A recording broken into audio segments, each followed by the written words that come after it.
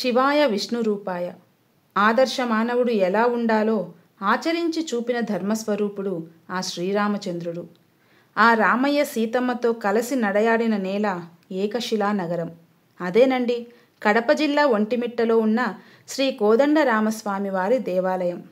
రామ అని పిలిస్తే పలికే దేవుడిగా నిలిచాడు ఒంటిమిట్టలో ఉన్న శ్రీ కోదండరాముడు. రామబంటు లేని ఏకైక రామాలయం. ఏకశిలలో సీతారామ లక్ష్మణ స్వామివారు కొలువై ఉండటం, చంద్రుడి వెన్నెలలో స్వామివారి కళ్యాణం, ముస్లింలు కూడా దర్శించుకుంటున్న రాములవారు, ఇలా ఎన్నో విశేషాలు మనం ఆలయం చూస్తూ తెలుసుకుందాం. ఈ గుడికి 3 ద్వారాలు ఉన్నాయి. ఒకటి ఉత్తరం వైపు, మరొకటి దక్షిణం వైపు, ఇంకొకటి తూర్పు వైపు ఉన్నాయి. ఇప్పుడు మనం చూస్తున్నది తూర్పు ద్వారం. ఇదే ప్రధాన ద్వారం. లోపలికి వెళ్తుంటే చుట్టూ ఉన్న శిల్పకళ మైమరచిపోయేలాగా చేస్తుంది. తూర్పు ద్వారం నుండి లోపలికి రాగానే మనకు ధ్వజస్తంభం దర్శనమిస్తుంది. అక్కడి నుండి ప్రదక్షిణ రూపంలో వెళ్తే మొట్టమొదట మనకు శ్రీవారి పోటు అని ఒక గది కనిపిస్తుంది. ఇక్కడ స్వామివారికి నైవేద్యాలు తయారవుతాయి. పక్కనే తిరుమల శ్రీవారి ప్రసాదం అమ్మబడుతుంటుంది. ముఖ్యంగా బుధవారం, శనివారాలలో శ్రీవారి లడ్డు లభ్యమవుతుంది.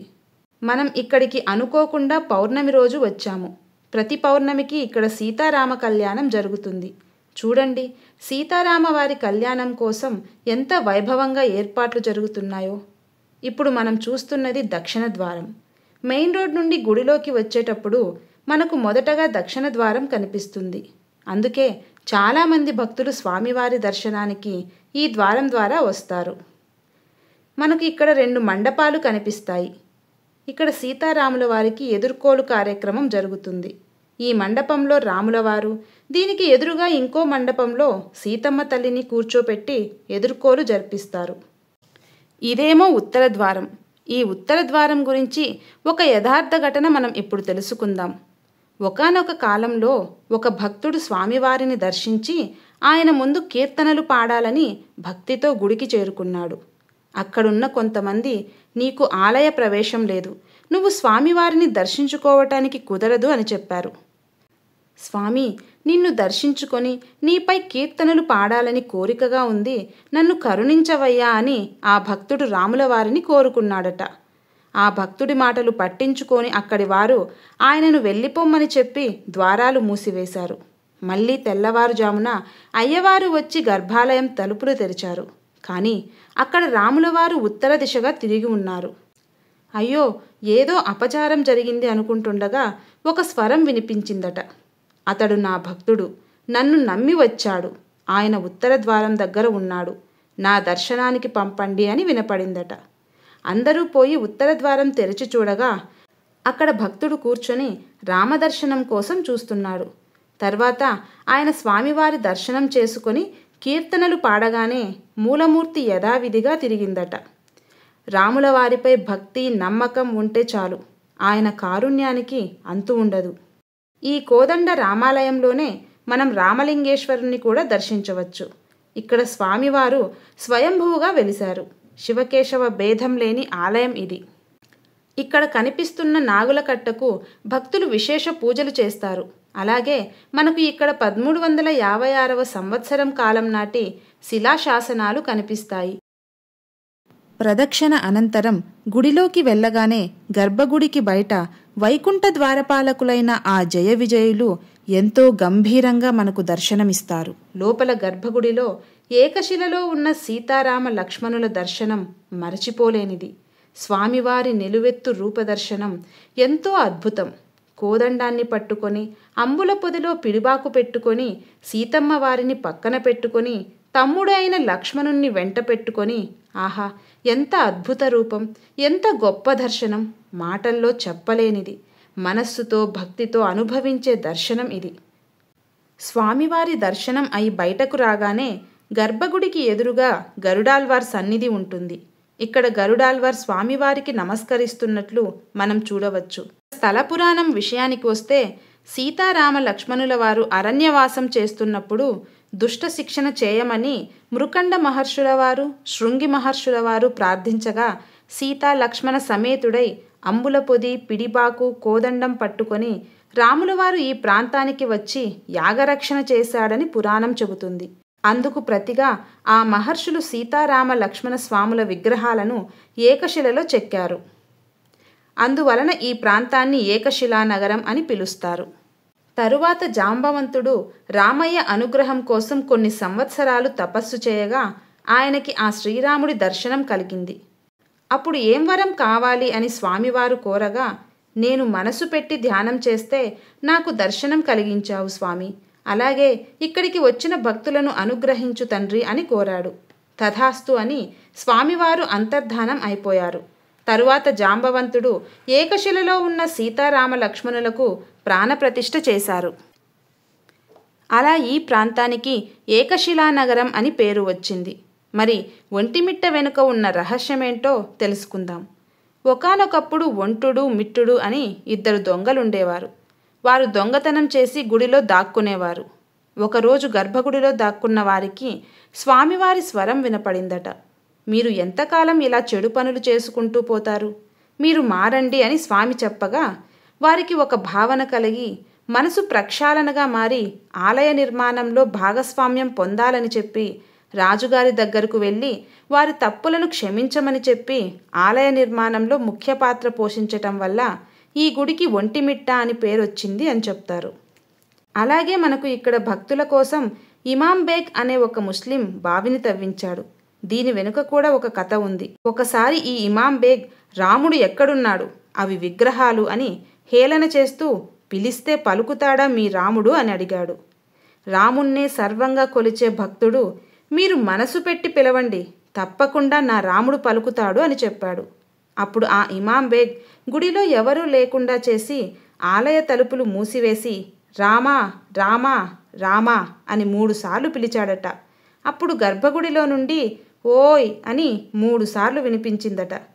అప్పుడు ఆ ఇమాం బేగ్ రాముడు ఉన్నాడు అని నమ్మి ఇక్కడికి వస్తున్న భక్తుల కోసం బావిని తవ్వించాడు. కానీ ఇది ఇప్పుడు చెత్తతో నిండిపోయి ఉంది. అప్పటి నుండి ముస్లింలు కూడా ఈ ఆలయాన్ని దర్శిస్తారు. ఇమాం బేగ్ పిలిచాడని ఆ రామయ్య పలికాడో లేదో తెలియదు, కానీ ఒక భక్తుడు రాముణ్ణి నమ్మి నువ్వు పిలువు, నా రాముడు పలుకుతాడు అని చెప్పినందుకు ఆ రామయ్య పలికి ఉంటాడని నా విశ్వాసం. మీరేమంటారో కమెంట్స్ రూపంలో చెప్పండి.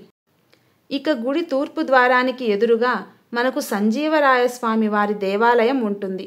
ఇక్కడ హనుమంతుల వారు నిలువెత్తు రూపంలో మనకు దర్శనమిస్తారు. ఇక రాములవారి గుడి అంటే మనకు మారుతి దర్శన భాగ్యం ఖచ్చితంగా కలుగుతుంది. సంజీవరాయస్వామి వారి గుడి ప్రక్కనే శ్రీ బమ్మెర పోతన వారి విగ్రహం ఉంటుంది. పోతనామాత్యుల వారికి ఒంటిమిట్టకి సంబంధం ఏంటి అని ఆలోచన వస్తుంది కదా. పోతన గారు తెలుగులో భాగవతాన్ని రచించారని మనకందరికీ తెలుసు. ఆ భాగవతాన్ని ఒంటిమిట్టలో ఉన్న శ్రీ కోదండరామస్వామి వారికి అంకితమిచ్చారు. నవమి రోజు ఇక్కడ పోతన గారి జయంతి జరుగుతుంది. పోతనామాత్యుల వారి విగ్రహం పక్కనే రథమండపం ఉంటుంది. సంజీవరాయస్వామి వారి గుడిలో వావికొలను సుబ్బారావు గారి చిత్రం కనిపిస్తుంది. ఈయన వాల్మీకి రామాయణాన్ని తెలుగులో రచించి దానికి మందరం అని పేరు పెట్టాడు. అందువలన ఈయనను ఆంధ్ర వాల్మీకి అంటారు. ఈయన ఆలయ పునరుద్ధరణకు ఎంతో కృషి చేశాడు. టెంకాయ చిప్ప చేతపట్టి భిక్షాటన చేసి వచ్చిన సొమ్ముతో దాదాపు 10 లక్షల రూపాయల ఆభరణాలు చేయించాడు. సంజీవరాయస్వామి గుడికి మరో ప్రక్క అన్నప్రసాద కేంద్రం ఉంది. ఇక్కడ నిత్య అన్నదానం జరుగుతుంటుంది. చోళ విజయనగర వాస్తు శైలులు కనిపించేలాగా ఈ ఆలయ స్తంభాలపై రామాయణ భాగవత కథలను మనం చూడవచ్చు. ఆలయానికి కొంచెం దూరంలోనే రామతీర్థం ఉంటుంది. పశుపక్షాదుల దాహం తీర్చడానికి సీతమ్మ రాములవారిని నీటిని అడగ్గా రాములవారు ఇక్కడ బాణం వేశారు. అప్పుడు ఇక్కడ ఉవ్వెత్తున నీరు ఎగసిపడింది. పక్కనే లక్ష్మణ తీర్థం కూడా ఉంటుంది. ప్రస్తుతం ఈ దేవాలయ నిర్వహణ బాధ్యతలను తిరుమల తిరుపతి దేవస్థానం నిర్వహిస్తోంది. నవ్యాంధ్ర ఏర్పడిన తరువాత ఒంటిమిట్ట ఆంధ్ర భద్రాచలంగా పేరుగాంచింది. ఇక్కడ ప్రతి సంవత్సరం చైత్రశుద్ధ నవమి నుండి బహుళ విదియ దాకా బ్రహ్మోత్సవాలు జరుగుతాయి. ఇక్కడ ప్రత్యేకత ఏంటంటే చంద్రుని వెలుగులో స్వామివారి బ్రహ్మోత్సవాలు నిర్వహిస్తారు. దీని వెనుక ఒక పురాణ గాథ ఉంది. క్షీరసాగర మథనం అనంతరం లక్ష్మీదేవి అమ్మవారిని నారాయణుడు తన సతీమణిగా స్వీకరించాడు. ఈ వివాహం పగలు జరగడం వల్ల నేను చూడలేకపోయాను అని అమ్మవారి సోదరుడైన చంద్రుడు విన్నవించగా, ఒంటిమిట్ట వెన్నెల వెలుగులో నా కళ్యాణాన్ని వీక్షించవచ్చు అని స్వామివారు చంద్రుడికి వరమిచ్చారు. అందువల్ల ఇక్కడ స్వామివారి బ్రహ్మోత్సవాలు రాత్రివేళల్లో చంద్రుడి కాంతిలో నిర్వహిస్తారు. ప్రతి ఏటా శ్రీరామ నవమి ఉత్సవాలు 9 రోజుల పాటు ఎంతో ఘనంగా జరుగుతాయి. అంతేకాకుండా ప్రతి నెల పౌర్ణమి రోజున స్వామివారి కళ్యాణ ఉత్సవం జరిపిస్తారు. ఈ ఆలయానికి వచ్చి శ్రీ కోదండరామస్వామి వారి దర్శనం పొంది తరించండి. ఈ వీడియో మీకు నచ్చినట్లయితే లైక్ చేసి సబ్స్క్రైబ్ చేయండి. కామెంట్ రూపంలో మీ అభిప్రాయాలను తెలియజేయండి. ధన్యవాదాలు.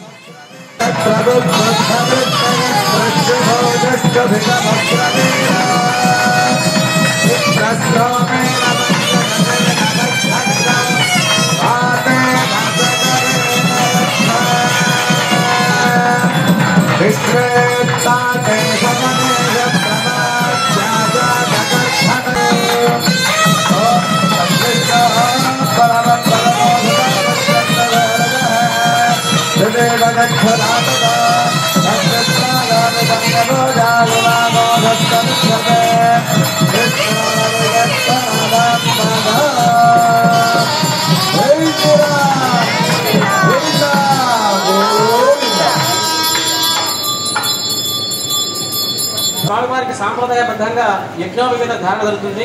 అందరూ ఒకసారి నమస్కారం చేసుకోండి. అర్చక స్వామివారి యజ్ఞోపవీతాన్ని మీ అందరూ చూపిస్తారు. ఆ యొక్క సువర్ణ యజ్ఞోపవీతం అందరూ నమస్కారం చేసుకోండి. జై శ్రీరామ్, జై శ్రీరామ్, జై శ్రీరామ్. ఓం యజ్ఞోపవీతం పరమం పవిత్రం ప్రజాపతేర్యత్ సహజం పురస్తాత్ ఆజశ్రమకృతం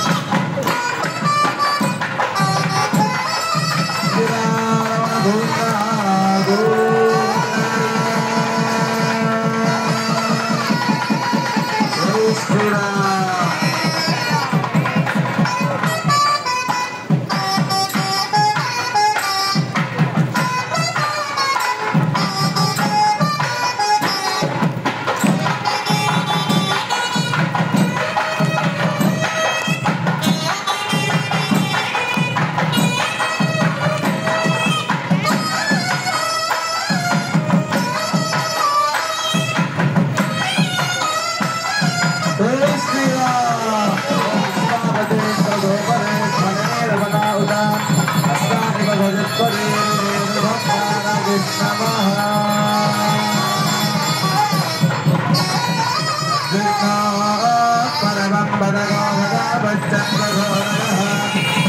पदगो